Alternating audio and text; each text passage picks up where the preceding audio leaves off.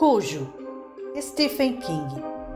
Narração, Dani Bernardo. Oi, filhote. Quer ir ao mercado comigo? E depois almoçar no Marius? Ted se levantou. Oba, quero! Vai ser ótimo. Donna estava com a bolsa no ombro e vestiu uma camisa azul desbotada e calça jeans. Ted achou muito bonita. Estava aliviado por ver que não havia mais sinal de lágrimas porque, quando a mãe chorava, ele também chorava. Sabia que isso não era coisa de homenzinho, mas não conseguia evitar. Donna já estava sentada ao volante e Ted a meio caminho do carro quando ele lembrou que o Cossel estava dando defeito. – Mamãe, o que foi? Entre logo. Ele hesitou amedrontado. E se o carro pifar? Pifar? Donna olhou para ele intrigada e, pela expressão exasperada, Ted percebeu que a mãe tinha esquecido completamente do defeito. Ele mencionou o problema e agora ela estava triste de novo. A culpa era do Cossel ou dele? Ted não sabia bem, mas o sentimento de culpa dizia que era dele. Logo depois, o rosto da mãe ficou mais leve e ela deu aquele sorrisinho engraçado que ele conhecia tão bem. O sorriso especial que ela guardava só para ele. Ted se sentiu melhor. A gente só vai até a cidade, Ted. Se o velho Cossel da mamãe apagar, a gente gasta mais $2 e volta para casa no único táxi que existe aqui em Castle Rock. Combinado? Combinado. Ele entrou e conseguiu fechar a porta. Ela ficou observando com atenção, pronta para ajudar, e Ted imaginou que ela devia estar pensando no último Natal, quando fechou a porta no pé, e precisou ficar enfaixado quase um mês.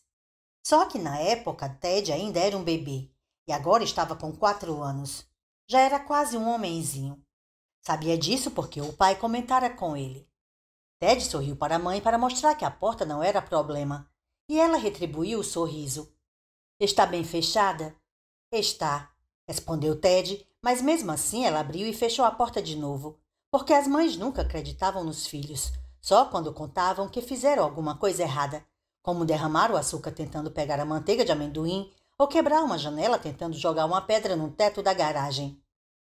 Coloque o cinto, pediu Donna, voltando a ser ela mesma. Quando o tal do bico da válvula de injeção, ou seja lá o que for, dá problema, o carro dá muitos solavancos. Um tanto apreensivo, Ted colocou o cinto.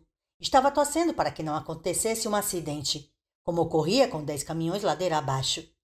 Mais que isso, estava torcendo para que a mãe não chorasse. Tudo pronto para a decolagem? Perguntou ela, ajustando os óculos invisíveis. Tudo pronto, respondeu ele rindo. Era uma brincadeira que sempre faziam. Voo autorizado? Voo autorizado. Então, lá vamos nós. Donna virou a chave e deu a ré para sair da garagem. No minuto seguinte, estavam a caminho da cidade. Depois de 2 quilômetros, eles relaxaram. Até então, Donna estava muito tensa ao volante, assim como Ted no banco do carona. Porém, o Cossel andava tão bem que parecia ter saído da linha de montagem no dia anterior.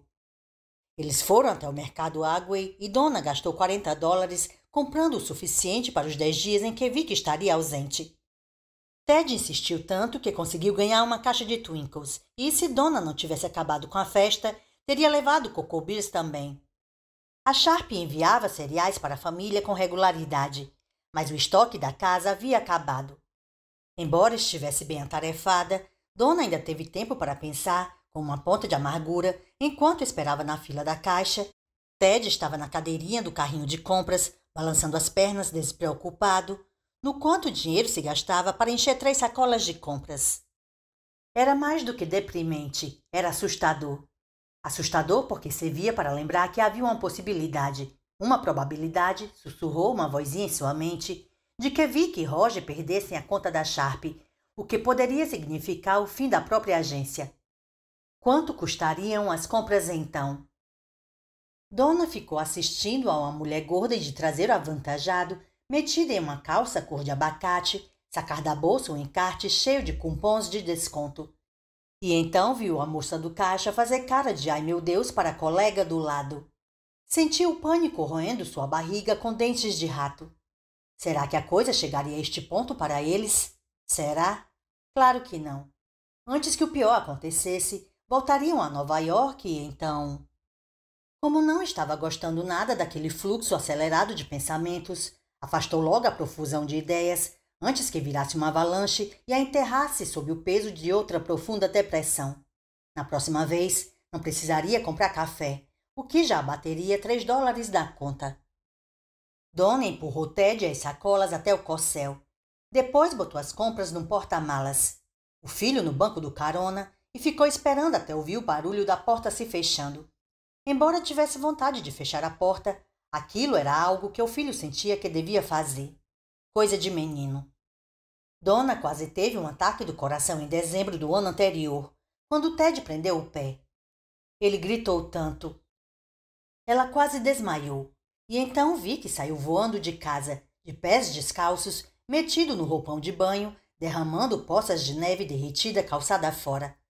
E Donna deixou que ele tomasse conta da situação com a competência que ela quase nunca tinha em momentos de emergência, quando quase sempre ficava desorientada. Vi que conferiu se o pé estava quebrado. Depois trocou de roupa às pressas e levou a mãe e o filho até a emergência do hospital de Bridgeton. Compras guardadas, Ted sentado, ela foi para o volante e ligou o corcel. Agora ele vai pifar, pensou. Mas o carro rodou com suavidade pela rua Telmários, que servia pizzas maravilhosas com calorias suficientes para engordar um pequeno batalhão. Estacionou razoavelmente dentro da vaga entre dois carros, conseguindo a proeza de ficar a pouco menos de meio metro do meio-fio, e entrou com Ted, sentindo-se bem pela primeira vez naquele dia. Talvez Vic estivesse enganado. Talvez fosse gasolina batizada ou sujeira num tanque de combustível. Talvez o problema tivesse se resolvido por si só. Donna não tinha a menor vontade de rodar até a oficina de Joey Camber, que ficava longe demais de tudo. Com seu habitual humor, Vic sempre chamava o lugar de Cafundolândia do Leste. Claro que ele podia fazer esse tipo de piada. Ele era homem. Sem falar que ficou com um pouco de medo de Camber quando o conheceu. Era o estereótipo do Yankee caipirão e carrancudo do interior, que grunhia em vez de falar. E o cachorro, como era mesmo o nome, parecia espanhol. Cujo era isso. Cujo era o apelido de William Wolfe, embora Donna achasse impossível que Joey Camber tivesse dado ao São Bernardo o nome de um ladrão de bancos terrorista e sequestrador de jovens milionárias. Donna duvidava que Camber alguma vez na vida tivesse ouvido falar do Exército Sibionês de Libertação. O cachorro parecia muito amistoso, mas ela não conseguiu conter o nervosismo ao ver Ted fazendo carinho naquele gigante. Da mesma forma que não podia evitar a angústia ao ficar ao lado do carro, vendo Ted fechar a porta por conta própria. Cujo parecia grande o suficiente para engolir o menino inteirinho em 2 bocadas. Donna pediu um sanduíche quente de pastrame para Ted porque o filho não era muito fã de pizza. Sem dúvida não foi do lado da minha família que ele puxou isso.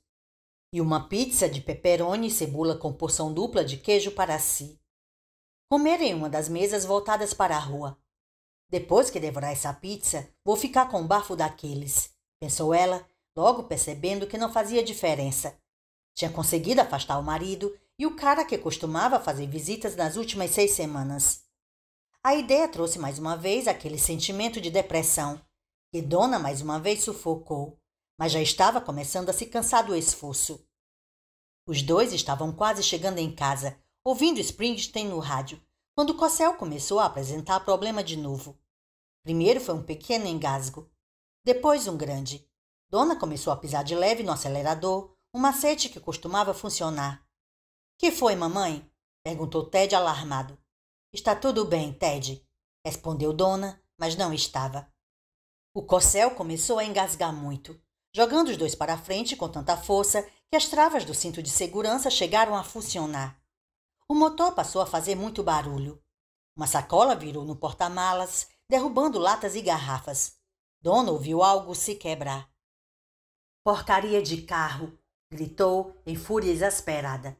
A casa despontava logo depois do alto da colina, zombeteiramente perto, mas Donna duvidava que o carro conseguisse chegar lá. Assustado com o grito da mãe e com as falhas do carro, Ted começou a chorar, aumentando ainda mais a confusão, a preocupação e a raiva de Donna. — Quieto! Gritou ela. — Pelo amor de Deus, fica quieto, Ted. O menino começou a chorar ainda mais alto e levou a mão ao bolso de trás da calça, onde estavam guardadas as palavras para monstros. Tocar o papel dobrado fez com que se sentisse melhor, mas só um pouco. Dona percebeu que teria que encostar o carro. Não havia mais o que fazer. Começou a manobrar para o acostamento, aproveitando os últimos solavancos. Poderiam usar o reboque de brinquedo de Ted para levar as compras para casa e decidiu o que fazer com o corcel. Talvez. Assim que as rodas do lado do carona tocaram o cascalho do acostamento, o motor deu 2 tiros pelo escapamento e depois os engasgos melhoraram, como já havia acontecido outras vezes. Poucos minutos depois, Dona conseguia entrar no acesso à garagem de casa. Subiu a pequena inclinação, puxou o freio de mão e desligou o motor. Depois se debruçou sobre o volante e chorou. Mamãe, chamou Ted arrasado. Não chore mais. Tentou acrescentar, mas a voz não saiu e ele só conseguiu mexer os lábios sem emitir som, como se estivesse com laringite. Limitou-se a olhar para a mãe, querendo reconfortá-la, mas sem saber como. Reconfortar a mãe era tarefa do pai, não dele, e por um momento odiou Vicky por estar em outro lugar. A profundidade daquele sentimento deixou Ted em choque e assustado e, sem razão alguma, ele viu a porta do closet se abrindo e vomitando uma escuridão que cheirava a algo mau e amargo. Por fim, Dona levantou a cabeça. O rosto estava inchado. Ela pegou um lenço na bolsa e enxugou os olhos. Desculpe, meu amor. Eu não estava gritando com você. Não mesmo. Eu estava gritando com esta coisa.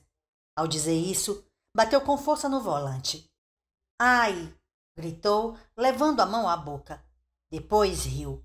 Não era uma risada feliz. Acho que ainda está pifado, comentou Ted triste. Acho que sim, concordou Dona, sentindo uma saudade quase insuportável de Vicky. Muito bem, vamos guardar as compras. Pelo menos conseguimos comprar tudo o que era preciso, Zorro. É verdade, Pancho. Vou pegar meu reboque. Ted trouxe o Red Ball Fly até o carro e Dona botou as 3 sacolas no carrinho, depois de juntar o que tinha caído de uma delas. Um pote de ketchup havia derramado. O que mais poderia ser? Metade do pote de ketchup Heinz entornado no carpete azul escuro do porta-malas. Parecia que alguém tinha cometido um harakiri. Dona imaginou que conseguiria limpar o grosso com uma esponja, mas a mancha continuaria ali.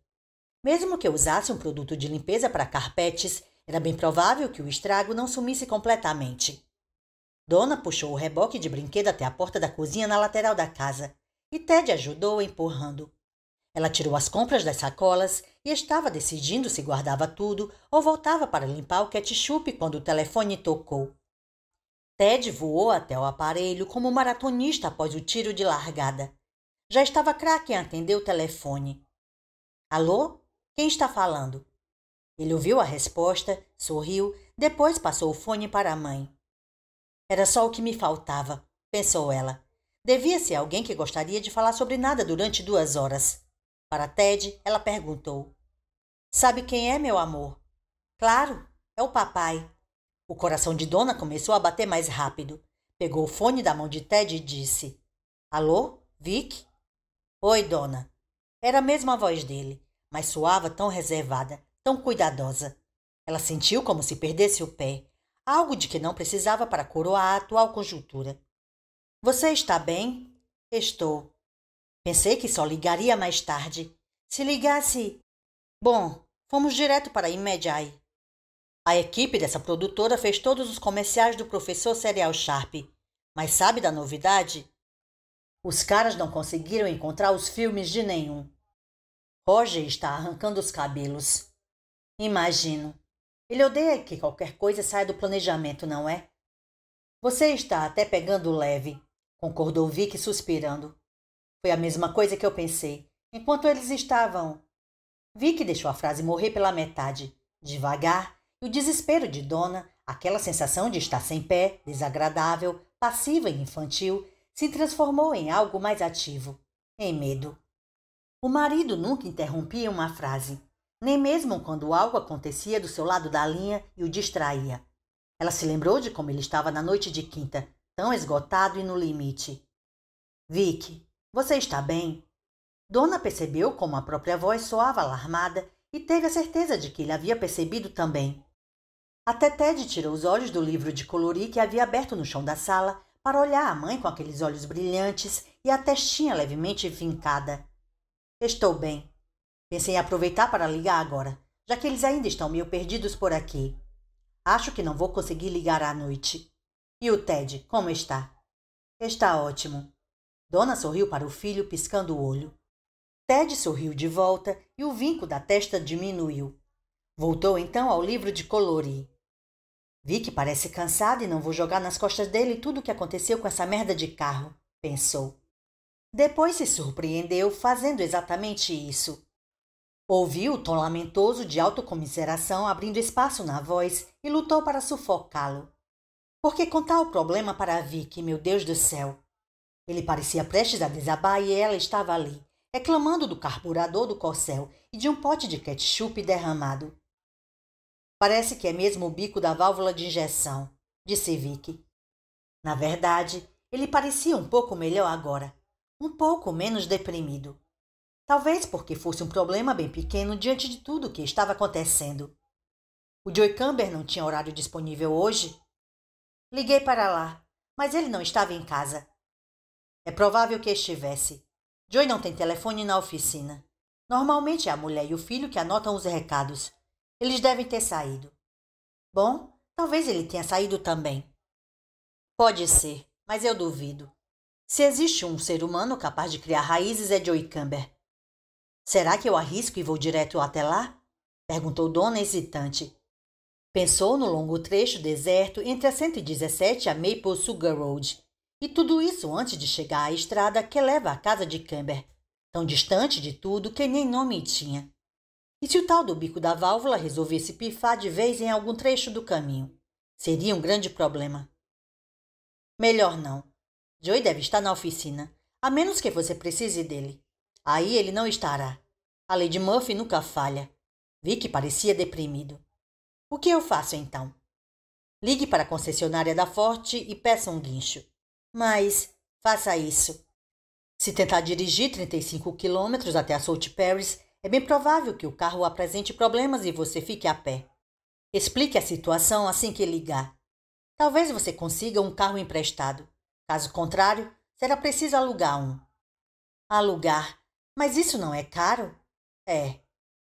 Donna pensou de novo que era injusto jogar tudo aquilo nas costas do marido. Vi que devia estar pensando que ela era incapaz de fazer qualquer coisa, exceto talvez trepar com um restaurador de imóveis. Nisso ela era boa. Lágrimas de raiva e de pena de si mesma queimaram os olhos. Deixa que eu cuido de tudo, disse ela, lutando desesperadamente para manter a voz normal e despreocupada. O cotovelo estava apoiado na parede, enquanto a mão cobria os olhos. Não se preocupe. Bom, Merda, lá vem o Roger. Está coberto de poeira até o pescoço, mas pelo menos conseguiram encontrar os rolos de filme. Posso falar com o Ted? Intermináveis perguntas se acumularam na ponta da língua de Donna. Estava tudo bem? Ele acreditava que tudo ficaria bem? Os dois conseguiriam superar aquilo e recomeçar? Tarde demais. Não havia mais tempo. Ela perdera a oportunidade reclamando do carro. Burra. Estúpida. Claro, ele vai se despedir por nós dois. Vicky. Sim. Ele parecia impaciente agora, pressionado pelo tempo. Eu te amo, disse ela e, antes que ele conseguisse responder, acrescentou. Vou colocar o Ted na linha. Donna passou o telefone, quase acertando a cabeça do filho com o aparelho, e foi até a varanda da entrada da casa, chutando uma almofada no caminho, em meio a uma cortina de lágrimas. Ficou sentada na varanda, olhando para a 117, agarrando os cotovelos, lutando para manter o controle. Controle-se, pelo amor de Deus, controle-se. Que coisa incrível essa! Como algo doía tanto sem ter causa física. Às suas costas, Donna ouviu um murmúrio suave da voz de Ted contando ao pai que tinha almoçado no Maris, que a mamãe comeu a pizza gordurosa preferida dela e que o corcel estava funcionando bem até quase chegarem em casa. Depois disse ao pai quanto o amava. Por fim, o ruído suave do fone no gancho. Ligação encerrada. Controle-se. Donna sentiu que pelo menos ainda conseguia se controlar um pouco. Voltou à cozinha e começou a guardar as compras. Sherry Kember desceu do ônibus às 3h15 da tarde. Brett vinha logo atrás.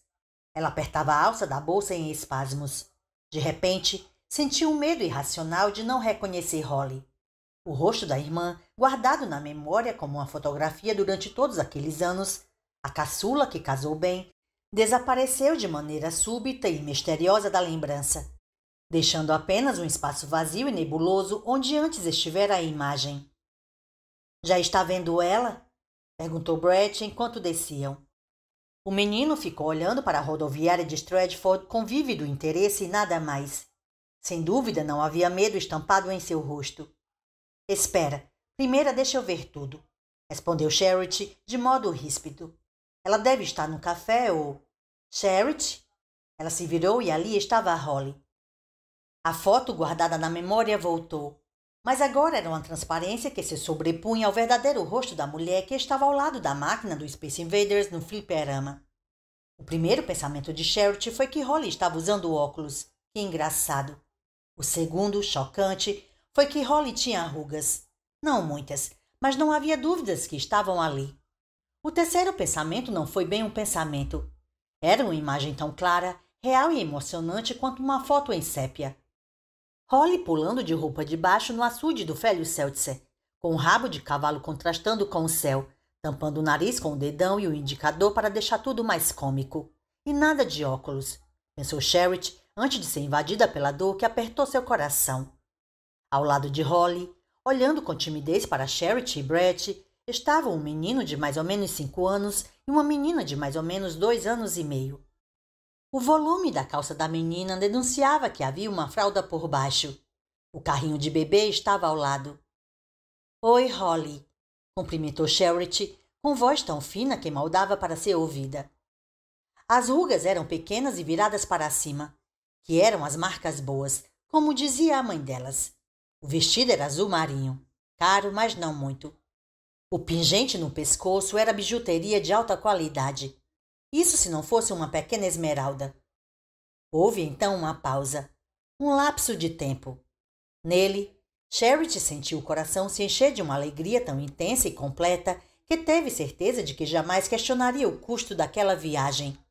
Naquele momento ela estava livre. O filho estava livre. Era sua irmã, e os filhos dela eram sangue do seu sangue.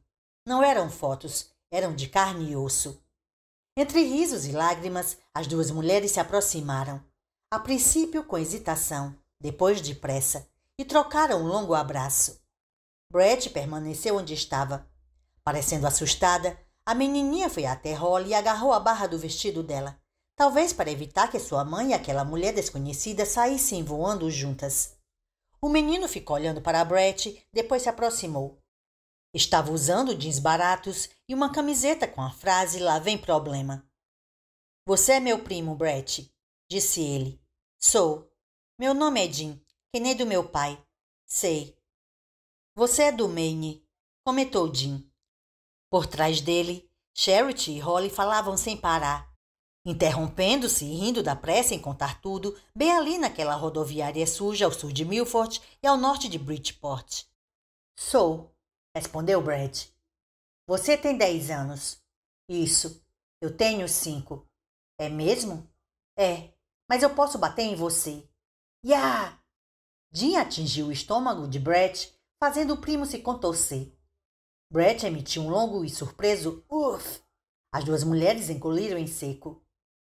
Jimmy! Gritou Holly em uma espécie de horror resignado. Brett se levantou devagar e viu a mãe olhando para ele, com o rosto como paralisado. É, você consegue me bater mesmo, disse Brett sorrindo. E tudo ficou bem. Ele viu no rosto da mãe que tudo estava bem e ficou feliz.